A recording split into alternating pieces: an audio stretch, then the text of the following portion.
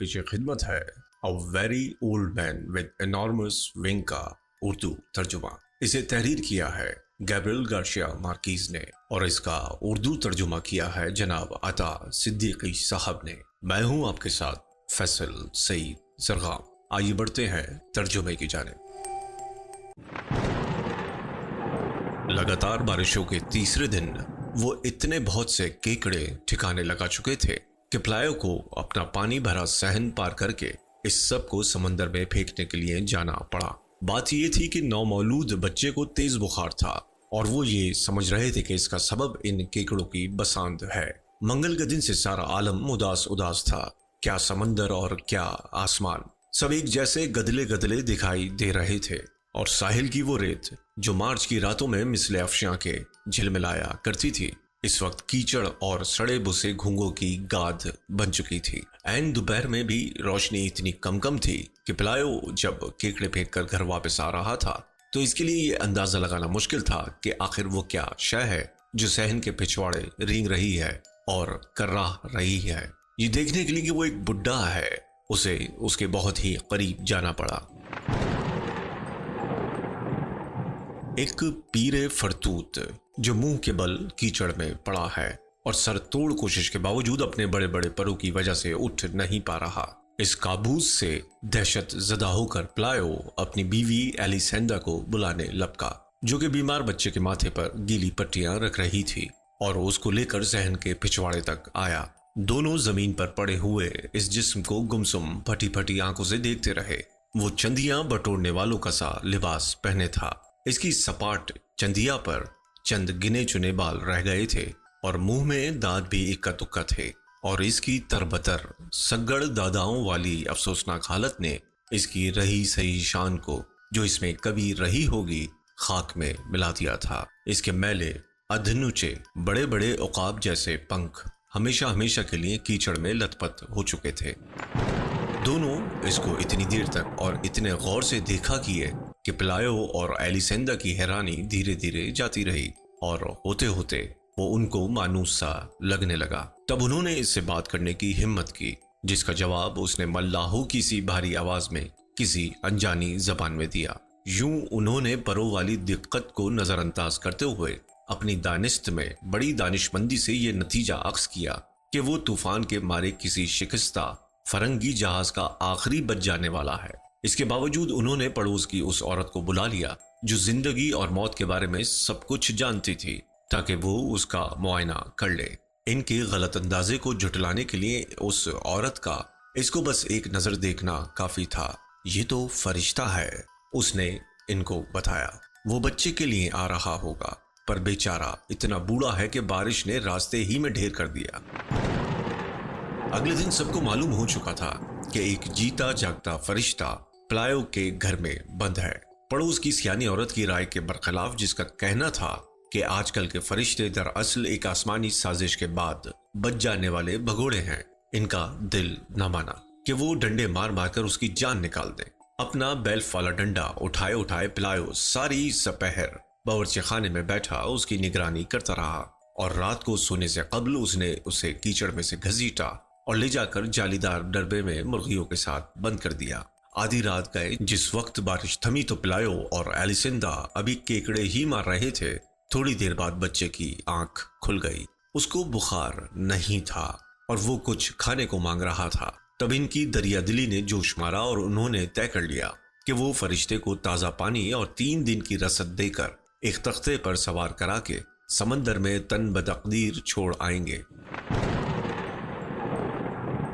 مگر جب وہ منہ اندھیرے صحن میں گئے تو کیا دیکھا کہ پورا محلہ دڑبے کے سامنے جمع ہے، فرشتے کے ساتھ دل لگی میں لگا ہے. وہ ٹوٹی ہوئی جالی میں سے کھانے کی چیزیں ذرا سے بھی ادب و احترام کے بغیر اس کی طرف اس طرح پھینک رہے تھے جیسے وہ کوئی علوی وجود نہ ہو بلکہ سرکس کا کوئی جانور ہو. اس عجیب و غریب خبر سے گھبرا کر پادری گونزاگا کوئی 7 بجے سے پہلے آ گئے. اس وقت تک صبح والوں سے ذرا کم شریر تماشبین آ چکے تھے اور قیدی کے مستقبل کے بارے میں جو منہ میں آ رہا تھا رائے زنی کر رہے تھے. ان میں سے سب سے بھولے کا خیال تھا کہ اس کو ساری دنیا کا میئر نامزد کر دیا جائے. ذرا زیادہ عقل کے بوڑھوں نے محسوس کیا کہ اس کو 5 ستاری جنرل ہونا چاہیے کہ ساری جنگیں فتح کر لے۔ چند خیال پرستوں نے آس لگائی کہ اس سے نسل کشی کا کام بھی لیا جا سکتا ہے کہ وہ روئے زمین پر پردار سیانوں کی ایک ایسی نسل پیدا کر دے جو پوری کائنات کا چارج سنبھال سکے۔ لیکن پادری گونزاگا پادری بننے سے پہلے ایک تنو مند لکڑہارے رہ چکے تھے۔ جالی کے پاس کھڑے کھڑے انہوں نے جھٹ پٹ علم دینیات کے تمام سوالات و جوابات کو دماغ میں تازہ کیا اور ان لوگوں سے کہا کہ دروازہ کھولے تاکہ وہ قریب سے اس دکھیا آدمی کو دیکھیں جو حیران پریشان مرغیوں کے درمیان خود ایک بڑی سی خستہ حال مرغی لگ رہا تھا۔ وہ ایک کونے میں پھلوں کے چھلکوں اور بچے کچے ناشتے کی چیزوں کے درمیان جو صبح کو آنے والے پھینک گئے تھے پڑا اپنے پھیلے ہوئے پروں کو دھوپ میں سکھا رہا تھا۔ جس وقت پادری گونزاگا نے ڈربے میں داخل ہو کر لاطینی زبان میں صبح بخیر کہا تو اس نے دنیا کی گستاخیوں کو خاطر میں نہ لاتے ہوئے بس اپنی عمر رسیدہ نظریں اٹھائیں اور اپنی بولی میں کچھ منمنایا۔ جب پادری گونزاگا نے دیکھا کہ نہ تو وہ خدا کی زبان جانتا ہے اور نہ اس کے خادموں کے استقبال کے آداب سے واقف ہے تو ان کو پہلی بار اس پر جالیہ ہونے کا شبہ ہوا۔ پھر انہوں نے غور کیا کہ بہت قریب سے دیکھنے پر وہ بالکل آدمیوں جیسا ہے۔ اس کے پاس سے کھلے میں رہنے والوں کی سی ناقابل برداشت بو آ رہی تھی۔ اس کے پروں میں جوئیں بجک رہی تھیں اور زمینی ہواؤں نے اس کے اصل پروں کا برا حشر کر دیا تھا، اور اس میں کوئی بات بھی تو ایسی نہیں تھی جو فرشتوں کے قابل فخر و وقار کے معیار پر پوری اترتی ہو۔ پھر وہ دڑبے سے باہر آئے اور ایک مختصر خطبے کے ذریعے متجسس نفوس کو تباہ بننے کے خطرات سے خبردار کیا۔ انہوں نے ان کو یاد دلایا کہ شیطان کی ایک بری عادت کرتبوں کا استعمال کرنا بھی ہے تاکہ غافلوں کو دھوکہ دے سکے۔ انہوں نے دلیل پیش کی کہ اگر ہوائی جہاز اور عقاب میں فرق کرنے کے لیے پنکھ لازمی عنصر نہیں تو فرشتوں کی پہچان کے لیے تو ان کی اہمیت اور بھی کم ہوگی۔ پھر بھی انہوں نے وعدہ کیا کہ وہ اپنے اسقف کو عریضہ روانہ کریں گے تاکہ وہ اپنے اسقف اعظم کو اس بابت لکھیں تاکہ وہ پاپائے روم کو لکھیں، اور یوں اعلیٰ ترین عدالت سے قول فیصل حاصل ہو جائے گا۔ ان کی دانش مندی چکنے گھڑوں پر ضائع گئی۔ اسیر فرشتے کی خبر اتنی تیزی سے پھیلی کہ چند گھنٹوں کے اندر اندر صحن میں بازار کی سی چہل پہل ہو گئی اور سنگین بردار سپاہی بلوانے پڑے تاکہ اس مجمع کو منتشر کریں جو کہ مکان کو تلپٹ کیے دے رہا تھا۔ ایلیسیندا کو، جس کی کمر اتنا سارا بازاری گند جھاڑتے جھاڑتے دوہری ہو چکی تھی، یہ سوجھ گئی کہ صحن میں کٹہرا لگا دے اور فرشتے کو دیکھنے کے لیے ہر ایک سے 5 سینٹ وصول کر لے۔ مشتاقان دید دور دور سے آنے لگے۔ ایک گشتی کارنیوال نے پھیرا لگایا، اس میں ایک اڑان بھرنے والے نٹ مجمع کے سروں پر بار بار پھڑپڑاتا، مگر کسی نے اسے گھاس نہ ڈالی کیونکہ اس کے پر فرشتوں کی مانند نہیں تھے بلکہ چمگادڑوں جیسے تھے۔ زمانے بھر کے بدنصیب ترین معذور لوگ تندرستی کی آس میں آنے لگے۔ ایک دکھیاری جو بچپن سے دل کی دھڑکنیں شمار کر رہی تھی اور گنتے گنتے جس کی گنتی ہی ختم ہو گئی تھی، ایک پرتگالی مرد جو اس لیے سو نہیں سکتا تھا کہ ستاروں کا شور اس کو تنگ کرتا تھا، ایک نیند میں چلنے والا جو راتوں کو اٹھ اٹھ کر اپنے دن میں کیے ہوئے کام بگاڑا کرتا تھا، اور دوسرے بہت سارے جن کے امراض ان سے ذرا کم تشویشناک تھے۔ پیروں تلے کی زمین ہلا دینے والی ڈوبتے جہاز جیسی اس ہڑبونگ کے بیچ پلایو اور ایلیسیندا اپنی تھکن میں بھی مگن تھے، کیونکہ 1 ہفتے سے بھی کم مدت میں انہوں نے اپنا گھر رقم سے بھر لیا تھا اور اب بھی اپنی باری کے منتظر زائرین کی قطار افق کے اس پار تک پہنچی ہوئی تھی۔ فرشتہ ہی فقط ایک واحد ہستی تھا جو خود اپنے تماشے میں کوئی حصہ نہیں لیتا تھا۔ جالی کے نزدیک رکھے گئے تیل کے چراغوں اور عشائے ربانی والی موم بتیوں کی جہنمی تمازت سے چکرایا سا وہ اپنا وقت اپنے مانگی کے ٹھکانے میں آسائش کی جستجو میں گزارتا۔ اول انہوں نے اس کو کپڑوں میں رکھنے والی گولیاں کھلانے کی کوشش کی جو سیانی پڑوسن کے علم کے مطابق فرشتوں کی غذا تھی، لیکن اس نے کھانے سے انکار کر دیا، بالکل اسی طرح جیسے اس نے پوپ کا وہ خاصا کھانے سے انکار کر دیا تھا جو تائب لوگ لاتے تھے۔ وہ اتنا کبھی نہ جان سکے کہ اس کا سبب اس کا فرشتہ ہونا تھا یا یہ کہ وہ بوڑھا ہو چکا تھا، اور آخر کو وہ بینگن کے گودے کے سوا کچھ نہیں کھاتا تھا۔ اس کی قوت برداشت ہی ایک اکیلی خارق عادت بات نظر آتی تھی، خاص کر ابتدائی ایام میں جب مرغیاں ان سماوی جوؤں کی تلاش میں جو اس کے پروں کے اندر بڑھتی چلی جا رہی تھیں ٹھونگے مارا کرتی تھیں، اور اپاہج لوگ اپنے ناقص اعضاء سے چھونے کے لیے اس کے پر نوچا کرتے اور سب سے زیادہ مہربان لوگ تک اس کو کھڑا کرنے کی کوشش میں پتھر مار دیا کرتے تاکہ وہ اس کو کھڑے قد دیکھ سکیں۔ وہ صرف ایک بار اس کو اپنی جگہ سے ہلانے میں کامیاب ہو سکے تھے جب انہوں نے بچڑوں کو داغنے والے لوہے سے اس کے پہلو میں چرکا لگا دیا تھا۔ بات یہ تھی کہ وہ اتنے گھنٹوں سے بے حس و حرکت پڑا تھا کہ انہوں نے سوچا کہیں مر نہ گیا ہو۔ وہ ہڑبڑا کر اٹھ بیٹھا اور آنکھوں میں آنسو بھرے بھرے اپنی جناتی زبان میں بلبلانے لگا، اور دو ایک بار اپنے پر پڑپڑائے تو مرغیوں کی بیٹ اور قمری خاک کا بگولا ناچنے لگا، اور دہشت کا وہ جھکڑ چلا جو اس دنیا کا تو نہیں لگتا تھا۔ گو بہتوں نے سوچ لیا تھا کہ وہ خفگی کا نہیں بلکہ تکلیف کا مظاہرہ تھا، مگر اس دن کے بعد وہ سب احتیاط کرنے لگے کہ اس کو ناراض نہ کرے، کیونکہ اکثر لوگ سمجھ چکے تھے کہ اس کی مفعولیت اس سورما کی سی نہیں جو اگلے حملے کے لیے سستا رہا ہو، بلکہ خابیدہ فتنے کی سی ہے۔ قیدی کی اصلیت کے بارے میں تو قول فیصل آنے کے انتظار کے دوران پادری گونزاگا نے مجمع کی شرارتوں کو خادماؤں کسی سمجھ بوجھ والے چٹکلوں سے قابو میں رکھا، مگر روم کی ڈاک نے آنے میں کوئی عجلت نہ دکھائی۔ کبھی وہ لوگ یہ دیکھتے کہ اس کی ناف ہے یا نہیں، کبھی یہ سوچتے کہ اس کی بولی کا تعلق آرامی زبان سے تو نہیں ہے، کبھی یہ کہ ایک سوئی کی گھنٹی پر وہ کتنی مرتبہ سما سکتا ہے، یا یہ کہ کہیں وہ محض کوئی پردار نارویجن والا نہ ہو۔ اور یوں وہ لوگ اپنا وقت بتایا کرتے تھے۔ اگر رحمت خداوندی نے آڑے آ کر پادری کی زحمتوں کا خاتمہ نہ کر دیا ہوتا تو یہ مختصر سے عریضے قیامت تک آتے جاتے رہتے۔ ہوا یہ کہ انہی دنوں میں آنے والے بہت سے کھیل تماشوں میں ایک ایسی عورت کا گشتی تماشا بھی آیا جس کو والدین کی نافرمانی کرنے پر مکڑی بنا دیا گیا تھا۔ اس کو دیکھنے کی قیمت نہ صرف یہ کہ فرشتے کی دید کی رقم سے کم تھی، بلکہ لوگوں کو اس بات کی بھی اجازت تھی کہ وہ اس کی مضحکہ خیز حالت کے بارے میں قسم قسم کے سوالات بھی پوچھ سکے اور سر سے پیر تک اس کو چھو کر معائنہ بھی کر سکے، تاکہ کسی کو بھی اس ہولناک حقیقت پر کوئی شک و شبہ نہ رہے۔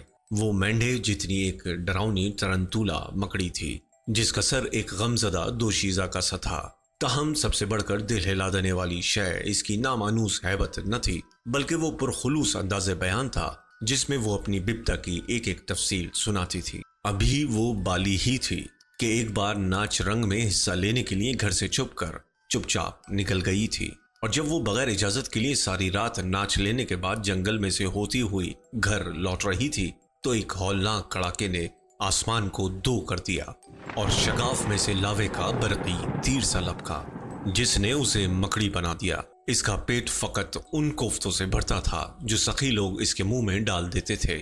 ایک ایسے نظارے کو جس میں اتنی انسانی سچائی بھری ہو اور اتنی خوف دلانے والی نصیحت ہو، کوشش کے بغیر ایک ایسے نکچڑے فرشتے کی نمائش پر غالب رہنا ہی تھا جو فانی انسانوں کی طرح آنکھ اٹھانا بھی گوارا نہ کرتا تھا۔ علاوہ ازیں جو تھوڑی بہت کرامات فرشتے سے منسوب کی گئیں، ان میں بھی کچھ نہ کچھ عقل کا فطور نظر آیا۔ مثلاً وہ نابینا جس کو بینائی تو نہ ملی مگر 3 نئے دانت نکل آئے، یا وہ مفلوج جو چل تو نہ سکا لیکن لاٹری تقریباً جیت لی، اور وہ کوڑی جس کے زخموں کے اندر سے سورج مکھی پھوٹ نکلے۔ ان بہلانے والی کرامات کے سبب جو کہ ہنسی دل لگی سے زیادہ کیا تھی، فرشتے کی ساکھ گر تو چکی تھی کہ مکڑی بن جانے والی عورت نے آخرکار اس کو بالکل ملیا میٹ کر دیا، اور یوں پادری گونزاگے کا بے خوابی کا روگ بھی ہمیشہ کے لیے جاتا رہا، اور پلایو کا آنگن بھی پھر سے اتنا ہی خالی خالی رہنے لگا جتنا وہ اس 3 دن کی بارشوں کے زمانے میں تھا جب کیکڑے کمروں میں رینگا کرتے تھے۔ گھر والوں کے لیے کوڑھنے کی کوئی وجہ نہیں تھی۔ جو رقم انہوں نے اس دوران جمع کر لی تھی، اس سے انہوں نے چھجوں اور پھلواریوں والی 2 منزلہ حویلی کھڑی کر لی جس میں اونچی اونچی جالیاں لگائی گئی تھیں کہ جاڑوں میں کیکڑے نہ گھسائیں، اور دریچوں میں لوہے کی سلاخیں لگوائی گئی تھیں کہ فرشتے اندر نہ آ جائیں۔ پلایو نے بستی کے قریب ہی خرگوش پالنے کا کاروبار جما لیا اور بیلف کی نوکری ہمیشہ کے لیے چھوڑ دی، اور ایلیسندر نے 100 ٹن ایڑی والے چند پمپ اور 7 رنگی ریشم کی پوشاکیں خریدی، وہی جو اس زمانے کی من موہنی عورتیں اتوار کے دن زیب تن کیا کرتی تھیں۔ بس مرغیوں کا دڑبا ہی ایک ایسی چیز تھا جس پر کوئی توجہ نہیں دی گئی تھی، جو وہ کبھی کبھار اس کی دھلائی کر دیتے تھے اور اس کے اندر لوبان سلگا دیتے تھے، تو یہ کوئی فرشتے کی عقیدت میں نہیں تھا، بلکہ اس کا مقصد فضلے کی اس سڑاند سے پیچھا چھڑانا ہوتا تھا جو آسیب کی طرح ہر وقت لپٹی رہتی تھی اور ان کے نئے مکان کو بھی پرانا کیے دے رہی تھی۔ جب بچے نے چلنا سیکھ لیا تو پہلے پہل انہوں نے احتیاط کی کہ وہ دڑبے کے بہت نزدیک نہ جانے پائے، پھر رفتہ رفتہ ان کا خوف دور ہوتا گیا اور وہ بدبو کے عادی ہوتے گئے، اور دوسرا دانت نکلنے سے پہلے ہی بچہ کھیلنے کے لیے جہاں سے جالی ٹوٹ رہی تھی دڑبے میں گھس گیا۔ فرشتہ بچے سے بھی اتنا ہی لیے دیے رہا جتنا وہ دوسرے لوگوں سے رہتا تھا، مگر وہ اس کی نت نئی چھیڑخانیوں کو اس کتے کے سے صبر سے برداشت کرتا رہتا جس کو کوئی خوش فہمیاں نہ ہو۔ دونوں کو ایک ساتھ خسرہ نکل آئی۔ جس ڈاکٹر نے بچے کا علاج کیا وہ فرشتے کے دل کی دھڑکن سننے کے شوق کو دبا نہ سکا، اور اس نے اس کے دل میں اس قدر سیٹیاں بجتی اور گردے میں اتنی آوازیں سنی کہ اس کو فرشتے کا زندہ رہنا محال نظر آیا۔ پرو کی تک نے اس کو سب سے زیادہ حیرت میں ڈالا۔ اس مکمل انسانی بدن پر وہ اتنے فطری لگتے تھے کہ ڈاکٹر کی سمجھ میں یہ نہ آ سکا کہ آخر سب انسانوں کے جسم پر وہ کیوں نہیں ہوتے۔ جس وقت بچے نے اسکول جانا شروع کیا تو مرغی خانے کو دھوپ اور بارشوں کی وجہ سے تباہ ہوئے کچھ عرصہ گزر چکا تھا۔ فرشتہ ایک بھٹکے ہوئے جاں بلب آدمی کی طرح یہاں وہاں گھسٹتا پھرتا تھا۔ وہ اسے جھاڑو مار مار کر خوابگاہ میں سے نکالتے تو پل بھر میں وہ باورچی خانے میں نظر آتا۔ وہ بیک وقت اتنے مقامات پر نظر آنے لگا کہ وہ یہ سوچنے لگے کہ وہ 1 سے 2 ہو گیا ہے، کہ وہ گھر بھر میں اپنی نو کو بڑھاتا پھر رہا ہے، اور بھنائی ہوئی اور بولائی ہوئی ایلیسینڈرا چیخ پڑی کہ اس فرشتوں بھرے جہنم زار میں جینا دوبر ہو گیا۔ وہ اب مشکل ہی سے کھا پاتا تھا اور اس کی بوڑھی آنکھیں دھندلا گئی تھی کہ وہ ستونوں سے ٹکراتا پھرتا تھا۔ اب اس کے پاس جڑے ہوئے آخری پروں کے ننگے سرے ہی رہ گئے تھے۔ پلایو اس پر کمبل ڈال دیتا اور اتنا احسان اور کرتا کہ اس کو سائبان میں پڑے رہنے دیتا، اور تب ہی انہوں نے دیکھا کہ رات کو اسے بخار ہو جاتا اور وہ ہزیانی سا ہو کر بوڑھے ناروین والوں کی طرح زبان گھمایا کرتا۔ یہ چند موقعوں میں سے ایک موقع تھا جب وہ پریشان ہو گئے، کیونکہ انہوں نے سوچا کہ اس کا آخری وقت آ گیا، اور پڑوس کی سیانی عورت بھی یہ بتانے سے قاصر تھی کہ وہ مرتے ہوئے فرشتے کے لیے کیا کیا کرے۔ اس کے باوجود وہ نہ صرف یہ کہ اپنا بدترین موسم سرما جھیل گیا، بلکہ دھوپ سے روشن دنوں کے شروع ہوتے ہی سنبھالا لیتا ہوا نظر آنے لگا۔ وہ ذہن کے پرلے سرے پر سب کی نظروں سے دور کئی دنوں تک چپ چاپ پڑا رہا، اور دسمبر شروع ہوتے ہی چند لمبے اور سخت پر اس کے شہپروں پر نمودار ہونے لگے، بجوکے کے پر جو اس سے کہیں زیادہ ناتوانی کی ایک اور نحوست دکھائی دیتے تھے۔ مگر وہ اپنی تبدیلیوں کی وجہ ضرور جانتا ہوگا، اس لیے وہ اس بات کا بہت خیال رکھتا تھا کہ کوئی ان تبدیلیوں کو دیکھ نہ لے، کوئی وہ سمندری گیت نہ سن لے جو وہ وقتاً فوقتاً تاروں کی چھاؤں میں گنگنایا کرتا تھا۔ ایک صبح ایلیسینڈا بیٹھی پیاس کتر رہی تھی کہ ہوا کا ایک جھونکا جو سمندروں پر سے ہوتا ہوا آ رہا تھا باورچی خانے میں در آیا۔ وہ اٹھ کر دریچے کے پاس گئی اور تب ہی اس نے فرشتوں کو اڑان بھرنے کی ابتدائی کوششیں کرتے ہوئے دیکھ لیا۔ یہ کوششیں اس قدر بھونڈی تھیں کہ اس کے ناخنوں نے سبزی کی کیاری میں گہرا نشان ڈال دیا تھا، اور اپنے پروں کی بھدی سی پھڑپڑاہٹ سے جو ہوا میں ٹک نہیں پا رہے تھے وہ سائبان کو گرانے ہی والا تھا۔ پھر بھی وہ تھوڑا بہت اوپر اٹھنے میں کامیاب ہو گیا۔ ایلیسینڈا نے جب اس کو ایک پھوس عقاب کی طرح تشویشناک انداز میں پر ہلا ہلا کر اور کسی نہ کسی طرح خود کو ہوا میں سنبھالے سنبھالے آخری مکانوں کے اوپر سے دور ہوتے دیکھا تو اس نے خود اپنے لیے اور اس کی خاطر اطمینان کا سانس لیا۔ وہ اسے دیکھتی رہی، پیاس کترنے سے فارغ ہونے کے بعد بھی وہ تکتی رہی، اور اس وقت تک نظریں جمائی رہی جب تک کہ وہ نظروں سے اوجھل نہ ہو گیا، کیونکہ اب وہ اس کے جی کا جنجال نہ تھا بلکہ سمندری افق پر ایک خیالی نقطہ تھا۔